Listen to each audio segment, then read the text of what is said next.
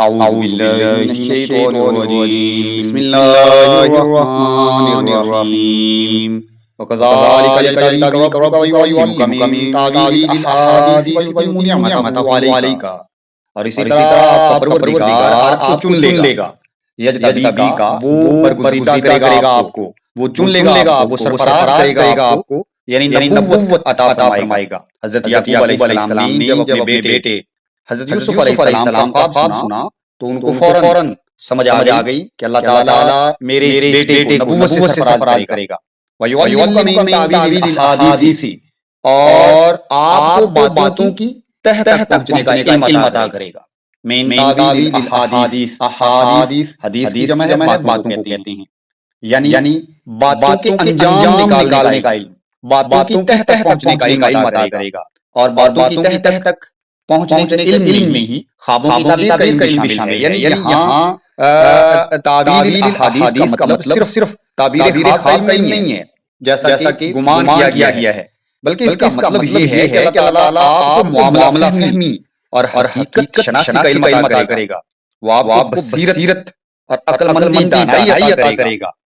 آپ معاملہ فہم بنیں گے آپ معاملے کی گہرائی تک جائیں گے اس کی تہ تک پہنچ کر حقیقت کو نکال لائیں گے یعنی وزڈم انسائٹنس یہ سارے علوم آپ کو اللہ تعالیٰ کرنے والا ہے اور پھر ان سارے علوم میں خوابوں کی تعبیر کا علم بھی شامل کر سکتے ہیں تو اللہ تعالیٰ آپ کو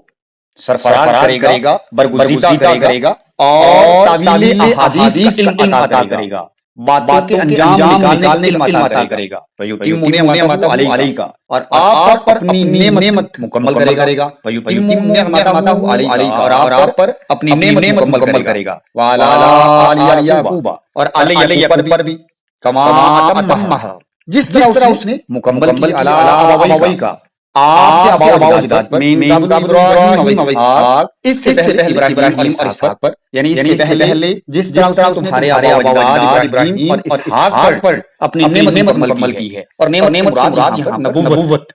تو اس طرح جس طرح اللہ تعالیٰ نے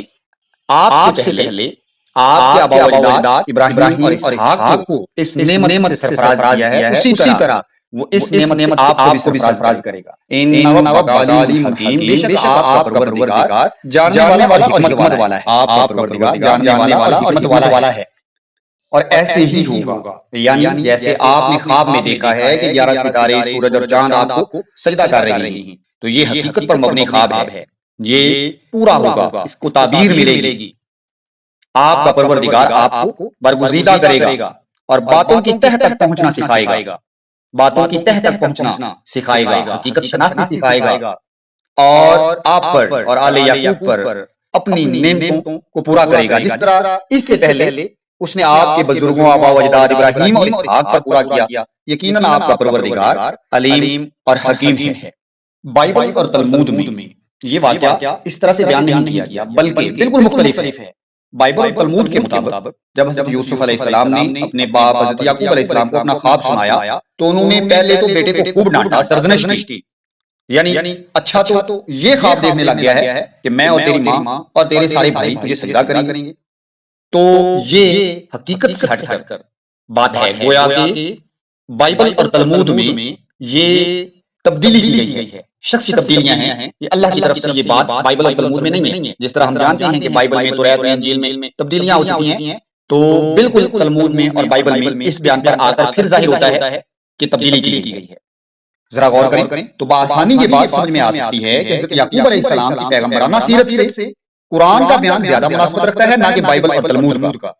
حضرت یوسف علیہ السلام نے خواب بیان کیا تھا کوئی اپنی تمنا اور خواہش نہیں بیان کی تھی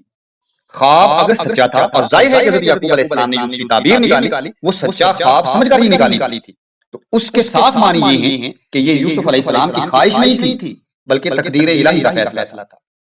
کہ ایک وقت ان کو یہ عروج حاصل ہوگا پھر کیا ایک پیغمبر تو درکنار ایک معقول آدمی کا بھی یہ کام ہو سکتا ہے کہ ایسی بات پر برا مانے اور خواب دیکھنے والے کو الٹی ڈانٹ پلائے اور کجا یہ کہ ایک باپ ہو حضرت یعقوب علیہ السلام وہ اپنے بیٹے کو اوج کمال پر پہنچتا دیکھ کر کیا اس کو ڈانٹیں گے تو ایسا ہرگز نہیں ہے یہ من گھڑت تبدیلی کی گئی ہے بائبل اور تلمود میں